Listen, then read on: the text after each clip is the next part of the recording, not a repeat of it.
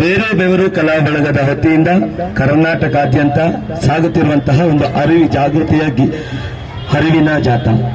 ಈ ಇಷ್ಟೊತ್ತು ನೀವೆಲ್ಲರೂ ಕೂಡ ಈ ಜಾಥವನ್ನ ವೀಕ್ಷಣೆ ಮಾಡಿದಿರಿ.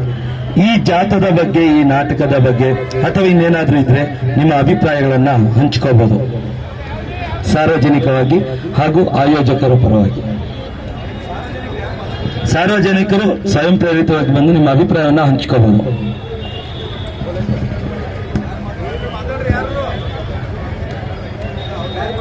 ಯಾರಾದ್ರೂ ಮಾತಾಡೋರಿದ್ರೆ ಮಾತಾಡ್ಬೇಡ್ರಿ.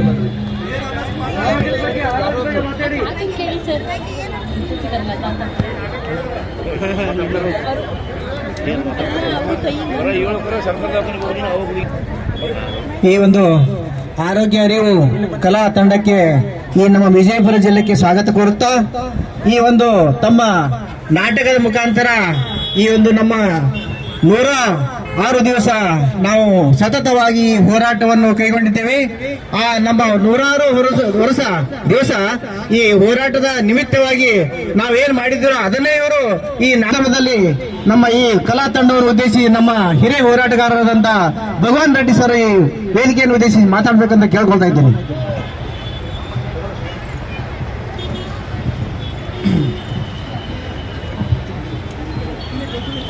ಈಗ ತಾನೇ ಒಂದು ಆರೋಗ್ಯ ಹಕ್ಕಿನ ಪ್ರತಿಪಾದನೆಗಾಗಿ ಇಡೀ ರಾಜ್ಯಾದ್ಯಂತ ಜಾಥಾವನ್ನು ಹಮ್ಮಿಕೊಂಡಿರುವಂಥ ಪ್ರಯುಕ್ತ ಇವತ್ತ ಬಿಜಾಪುರ ನಗರದಲ್ಲಿ ಬೇರು ಮತ್ತು ಬೇವರು ತಂಡದವರು ತುಂಬ ಮನೋಜ್ಞವಾಗಿ ಕಳೆದ ಒಂದೂವರೆ ತಾಸಿನಿಂದ ನಾಟಕವನ್ನು ಪ್ರದರ್ಶಿಸಿದರೆ ನನಗೆ ಈ ನಾಟಕ ತುಂಬ ಇಷ್ಟ ಆಯಿತು. ಕಲಾವಿದರು ಜನಗಳಿಗೆ ಅವರೇನು ಸಂದೇಶ ಕೊಡಬೇಕಂತ ಅಂದ್ಕೊಂಡಿದ್ರು ಆ ಸಂದೇಶವನ್ನು ಕೊಡ್ಲಿಕ್ಕೆ ಸಾಧ್ಯ ಆಗಿದೆ ಅಂತ ನನಗೆ ಅನಿಸ್ತಾ ಇದೆ. ಸಂದೇಶ ಅಂದರೆ ಇಷ್ಟೇನೆ, ಸರ್ಕಾರಿ ಆಸ್ಪತ್ರೆಯಲ್ಲಿರುವಂಥ ಸೌಲಭ್ಯಗಳು ಜನಸಾಮಾನ್ಯರಿಗೆ ಸಿಗಬೇಕು, ಅದು ಖಾಸಗಿಯವರ ಪಾಲಾಗಬಾರ್ದು, ಖಾಸಗಿಯವರು ಬಡವರಿಂದ ಹಣ ದೋಚುವಂತ ವ್ಯವಸ್ಥೆ ನಿಲ್ಲಬೇಕು, ಸರ್ಕಾರಿ ಆಸ್ಪತ್ರೆಗಳಲ್ಲಿ ಉಚಿತ ಸೇವೆ ಸಿಗಬೇಕು, ಔಷಧಿಗಳು ಉಚಿತವಾಗಿ ಸಿಗಬೇಕು, ಎಲ್ಲ ಟ್ರೀಟ್ಮೆಂಟ್ಗಳು ಪರೀಕ್ಷೆಗಳು ಉಚಿತವಾಗಿ ಸಿಗಬೇಕನ್ನುವಂಥ ಸಂದೇಶವನ್ನು ಇಟ್ಕೊಂಡು ಇಡೀ ರಾಜ್ಯಾದ್ಯಂತ 17 ದಿನಗಳ ಕಾಲ ಏನು ಈ ಜಾಥಾ ನಡೆದಿದೆ, ಇದು ನಿಜವಾಗ್ಲೂ ಹೆಮ್ಮೆ ಪಡುವಂತ ವಿಷಯ. ನಮ್ಮ ಜನಗಳಲ್ಲಿ ಅವರ ಹಕ್ಕನ್ನ ಪ್ರತಿಪಾದಿಸ್ತಾ ಇದ್ದಾರೆ. ಅಂದ್ರೆ ಸರ್ಕಾರಿ ಆಸ್ಪತ್ರೆಯಲ್ಲಿ ಔಷಧಿಗಳು ಕೊಡಬೇಕು, ಚೀಟಿ ಕೊಡಬಾರದು ಹೊರಗಡೆಗೆ, ಅವರೆಲ್ಲ ಪರೀಕ್ಷೆಗಳನ್ನು ಅಲ್ಲೇ ಮಾಡಬೇಕು, ಎಲ್ಲ ಟ್ರೀಟ್ಮೆಂಟ್ ಅಲ್ಲೇ ಕೊಡಬೇಕು ಅವರು ಅನ್ನುವಂಥದ್ದು ಎಷ್ಟೋ ನಮ್ಮ ಬಡ ಜನಗಳಿಗೆ, ಅನಕ್ಷರಸ್ಥರಿಗೆ, ರೈತರಿಗೆ, ಕಾರ್ಮಿಕರಿಗೆ ಗೊತ್ತಿಲ್ಲ. ಇವತ್ತು ಈ ಜಾಥಾದ ಮೂಲಕ ಇದೆಲ್ಲ ಕೂಡ ಅವರು ಮನವರಿಕೆ ಮಾಡಿಸಿದರೆ ಅವರಿಗೆ ನಾನು ನಮ್ಮ ಬಿಜಾಪುರ ಮೆಡಿಕಲ್ ಕಾಲೇಜ್ ಹೋರಾಟ ಸಮಿತಿಯ ಪರವಾಗಿ ಅನಂತ ಧನ್ಯವಾದಗಳನ್ನು ಅರ್ಪಿಸ್ತೇನೆ. ಮತ್ತು ಮುಖ್ಯವಾಗಿ ಹೇಳ್ಬೇಕಂತಂದ್ರೆ 115 ದಿವಸ ಹೋರಾಟ ಮಾಡಿ ನಾವೆಲ್ಲ ಜೈಲಿಗೆ ಹೋದಿವಿ.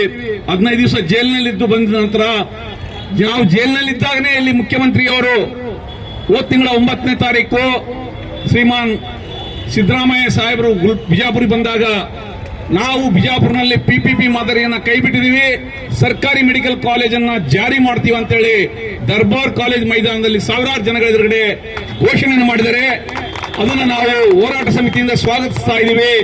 ಅಷ್ಟೇ ಅಲ್ಲದೆ ನಾವು ಈ ರಾಜ್ಯ ಸರ್ಕಾರಕ್ಕೆ ಆಗ್ರಹ ಪಡಿಸುತ್ತಿರುವುದೇನೆಂದ್ರೆ, ಮುಂಬರುವ ಬಜೆಟ್ನಲ್ಲಿ ಅನುದಾನವನ್ನು ಮೀಸಲಿಟ್ಟು ಇಲ್ಲಿನ ಮೆಡಿಕಲ್ ಕಾಲೇಜ್ ಶಂಕುಸ್ಥಾಪನೆ ಮಾಡಬೇಕು, ಕೂಡಲೇ ಆ ಮೆಡಿಕಲ್ ಕಾಲೇಜ್ ಪ್ರಾರಂಭದ ಕಾರ್ಯಗಳನ್ನು ಪ್ರಾರಂಭಿಸಬೇಕಂತ ಹೇಳ್ಬಿಟ್ಟು ಕೂಡ ನಾವು ಇವತ್ತು ಒತ್ತಾಯಿಸ್ತಾ ಇದ್ದೀವಿ. ಮತ್ತು ಕೊನೆಯದಾಗಿ ಇಡೀ ಬಿಜಾಪುರ ಜಿಲ್ಲೆ ಜನತೆ ತನು ಮನ ಧನ ಸಹಾಯದೊಂದಿಗೆ ಈ ಒಂದು ಸರ್ಕಾರಿ ಮೆಡಿಕಲ್ ಕಾಲೇಜ್ ಆಗಬೇಕು, ಸರ್ಕಾರಿ ಆಸ್ಪತ್ರೆ ಖಾಸಗಿಯವರಿಗೆ ಹೋಗಬಾರದು ಅನ್ನುವಂತ ಹೋರಾಟಕ್ಕೆ ಬೆಂಬಲಿಸಿದರು 4 ತಿಂಗಳ ಕಾಲ. ಅವ್ರಿಗೆಲ್ಲರಿಗೂ ಕೂಡ ನಾನು ಮತ್ತೊಮ್ಮೆ ಹೋರಾಟ ಸಮಿತಿಯ ಪರವಾಗಿ ಅನಂತ ಅಭಿನಂದನೆಗಳನ್ನು ಸಲ್ಲಿಸ್ತೇನೆ. ಮತ್ತು ನಮ್ಮ ಕಲಾವಿದರು ಚಂದ್ರಶೇಖರ್ ಮತ್ತು ತಂಡದವರು ನನಗೆ ಬಹಳ ಖುಷಿ ಆಯಿತು. ಅವರು ಇವತ್ತ ಏನು ಕೆಲಸ ಮಾಡ್ತಾ ಇದ್ರೆ ಅದಕ್ಕೆ ಯಾವ ರೀತಿಯಿಂದ ಬೆಲೆ ಕಟ್ಟಿದ್ರು ಸಾಕಾಗುವುದಿಲ್ಲ. ಎಷ್ಟೇ ನಾವು ಗೌರವವನ್ನ, ನಮ್ಮ ಪ್ರೀತಿ, ವಿಶ್ವಾಸ ಇಡೀ ಬಿಜಾಪುರ ಜಿಲ್ಲೆಯ ಜನತೆ ಪರವಾಗಿ ಅವರಿಗೆ ನಾವು ಕೊಟ್ಟರು ಕೂಡ ಕಡಿಮೆ ಇದೆ. ಯಾಕಂದ್ರೆ ಅವರಂತ ಒಂದು ಅದ್ಭುತವಾದಂತ ಕೆಲಸ ಮಾಡ್ತಾ ಇದ್ದಾರೆ. ಮನುಷ್ಯನಿಗೆ ಅತ್ಯಂತ ಅವಶ್ಯಕವಾಗಿ ಬೇಕಾಗಿರುವುದು ಆರೋಗ್ಯ. ನಾವು ಬದುಕಿದ್ರೆ ತಾನೇ ಏನೆಲ್ಲ ಮಾಡ್ಲಿಕ್ಕೆ ಸಾಧ್ಯ ಇದೆ. ಬದುಕು ಅನ್ನೋದು ಮುಖ್ಯ ಇದೆ.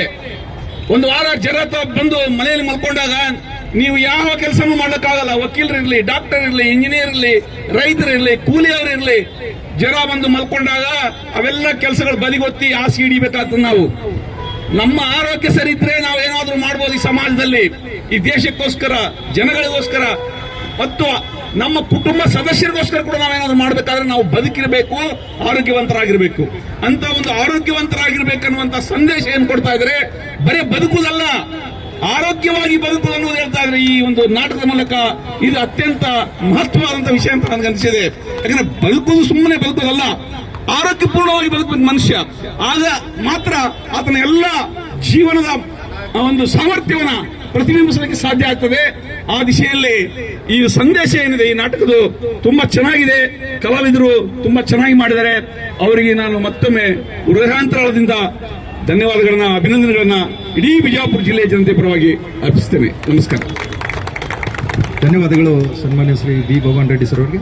ಹಾಗೆ ಕನ್ನಡ ಪರ ಸಂಘಟನೆಯಿಂದ ಲಕ್ಷ್ಮಣ್ ಅವರು ಎರಡು ಮಾತಾಡಬೇಕು. ಮಾತಾಡ್ಬೇಡ್ರಿ, ಸಲಹೆ ಕೊಡ್ರಿ.